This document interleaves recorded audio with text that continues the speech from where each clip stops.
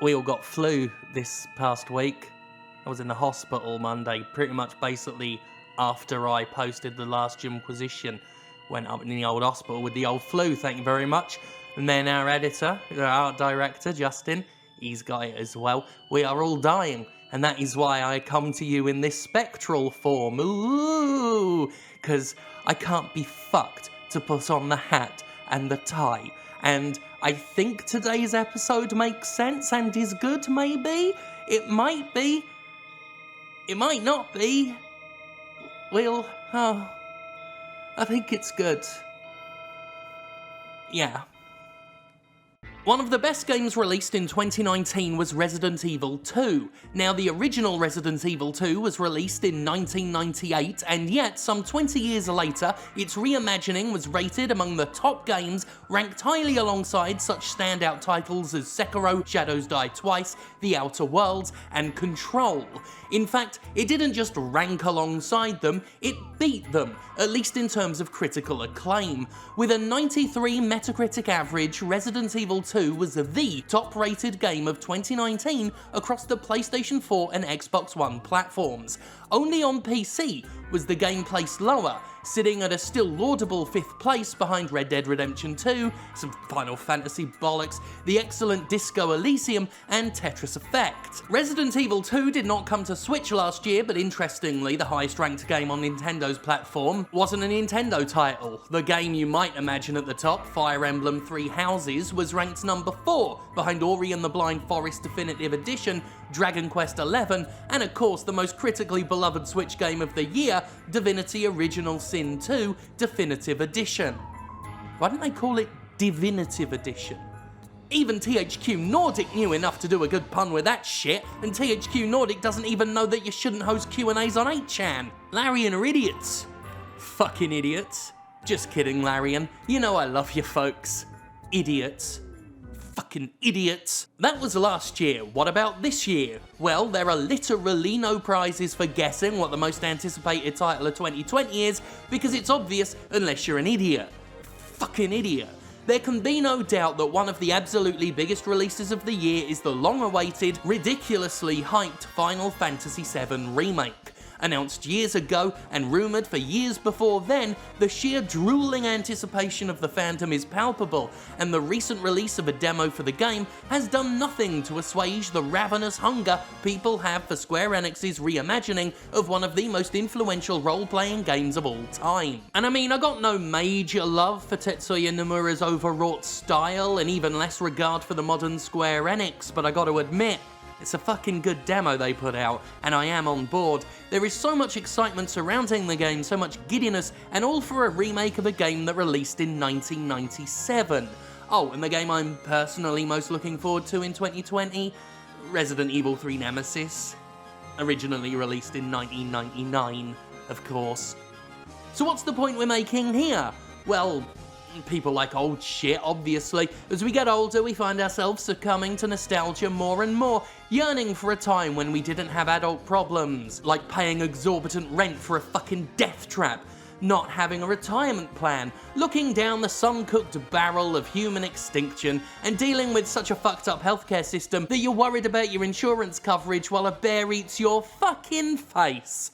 Having to deal with all that, it's no wonder so many adults nowadays play games, collect toys, do pretty much anything to escape back to a time when all the horribleness was someone else's problem to worry about. Or at least, that's what we thought before we grew up and realised the adults before us were waiting for all that horribleness to be our problem. Everything old is new again, and good old-fashioned nostalgia never goes out of style, whether it's those I love the 70s, 80s, whatevers, retrospective shows, or throwback productions like Stranger Things, Glow, or the wonderful Turbo Kid. People love things that happened ages ago. Nostalgia sells, because the past is familiar and the future is a stranger with a box full of nightmares. But in the video game industry, I think there's something a bit extra, but no less simple.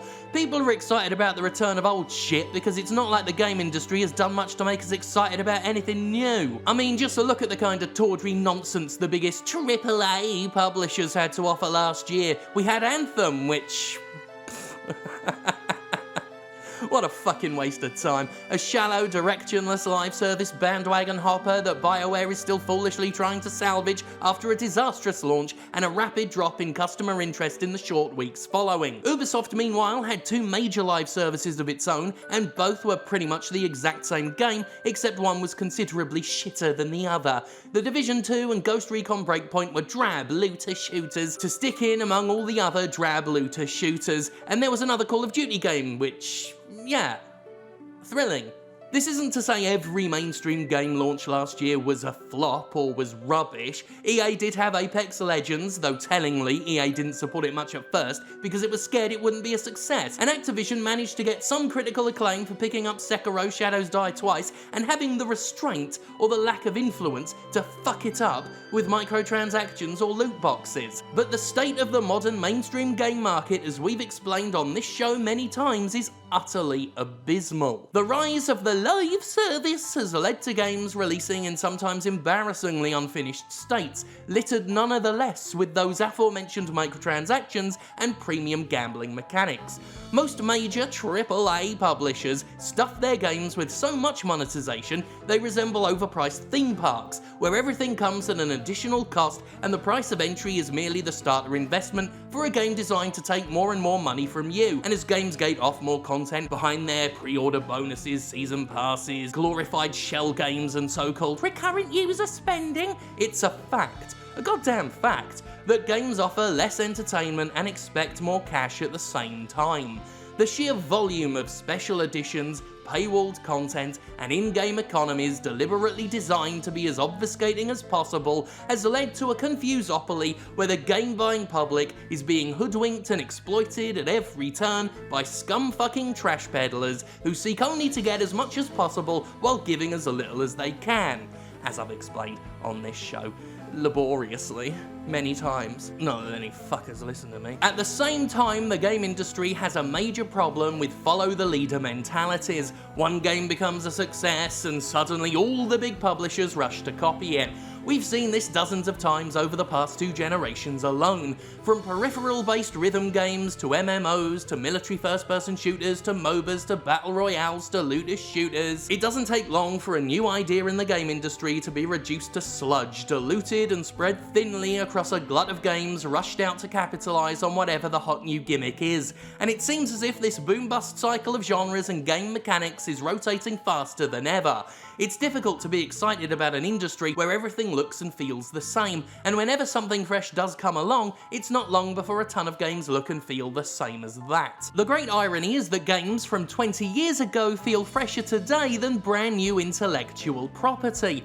People are excited for a hot new take on Resident Evil or Final Fantasy because, well, it's exciting for one thing. For God's sake, something in the mainstream game industry is happening and it's actually exciting. An event. Something to really get hyped for. Not another drab looter shooter, not another microtransaction stuffed piece of live service disposable garbage. And it's telling that these critically acclaimed and very commercially successful remakes are based on genres that AAA publishers gleefully abandoned years ago to pursue their homogenized crap. The survival horror genre was kicked to the curb by most publishers last generation, with even genre leader Capcom turning Resident Evil into a steadily more action-oriented series, culminating in the sloppy and desperate Resident Evil 6. It fell to indie developers like Frictional Games and Red Barrels to keep horror games relevant, while executives declared them and other single-player games dead, all part of their propaganda to establish lucrative, monetizable multiplayer games as the only viable choice. RPGs fared better than horror did, but it's hard to argue their heyday came and gone around the same time horrors did. Hey, do you remember when Ubisoft put out that RPG last generation?